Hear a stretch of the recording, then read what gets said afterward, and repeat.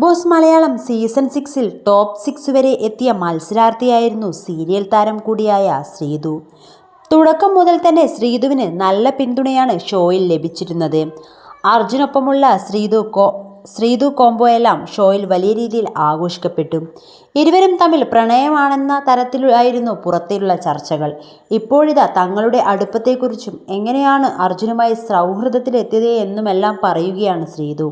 Big boss ഹൗസിലെ തൻ്റെ അനുഭവങ്ങളും ശ്രീതു പങ്കിട്ടു.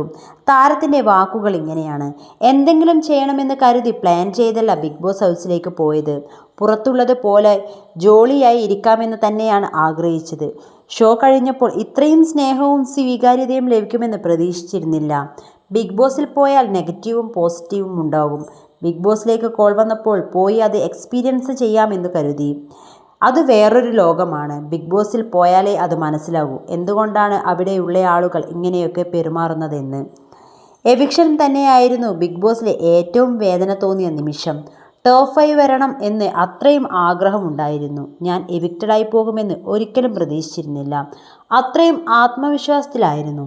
എവിക്ഷനിൽ എൻ്റെ പേര് കണ്ടപ്പോൾ വിഷമം തോന്നി. എന്ത് ചെയ്യാനാണ്? ഞാൻ ഒന്ന് പ്ലാൻ ചെയ്തപ്പോൾ ദൈവം മറ്റൊന്നാണ് പ്ലാൻ ചെയ്തത്. അങ്ങനെ നടക്കണമെന്ന് ഉണ്ടാകും. അർജുനുമായി എങ്ങനെ സൗഹൃദത്തിലായി എന്ന് അറിയില്ല. ഏകദേശം 3 ആഴ്ചയോളം കഴിഞ്ഞാണ് ഞാൻ അർജുനുമായി സംസാരിക്കാൻ തുടങ്ങിയത്. അങ്ങനെ മെല്ലെ മെല്ലെയാണ് സൗഹൃദം ഉടലെടുത്തത്. ഞങ്ങൾ തമ്മിൽ പല സാമ്യതകളും ഉണ്ട്. പുറത്തു വന്നപ്പോഴാണ് ഞങ്ങളുടെ സൗഹൃദം വേറെ രീതിയിലൊക്കെ ആഘോഷിക്കപ്പെട്ടത് എന്ന് മനസ്സിലായത്. ഞങ്ങൾ തമ്മിൽ വെറും സൗഹൃദം മാത്രമേ ഉള്ളൂ. ക്യാമറയ്ക്ക് മുമ്പിൽ കരയരുതെന്ന് ഉറപ്പിച്ചാണ് ബിഗ് ബോസിലേക്ക് പോയത്. ആരുമായും അറ്റാച്ച്ഡ് ആകരുതെന്നും കരുതിയിരുന്നു. കാരണം അങ്ങനെയൊരു ക്യൂട്ടുണ്ടാകുമ്പോൾ അവരെ നോമിനേറ്റ് ചെയ്യണമെന്നൊക്കെ ബുദ്ധിമുട്ടായിരിക്കും. പക്ഷേ എന്തുകൊണ്ടോ അർജുനുമായി കൂട്ടായി. പുറത്തു വന്നപ്പോഴാണ് ഞങ്ങളുടെ പല റിയാക്ഷൻസും റീലായി ആരാധകർ ആഘോഷിക്കുന്നത് കണ്ടത്. ഇങ്ങനെയൊന്നും അല്ലല്ലോ ഞങ്ങൾ പെരുമാറിയതെന്ന് അപ്പോൾ തോന്നി.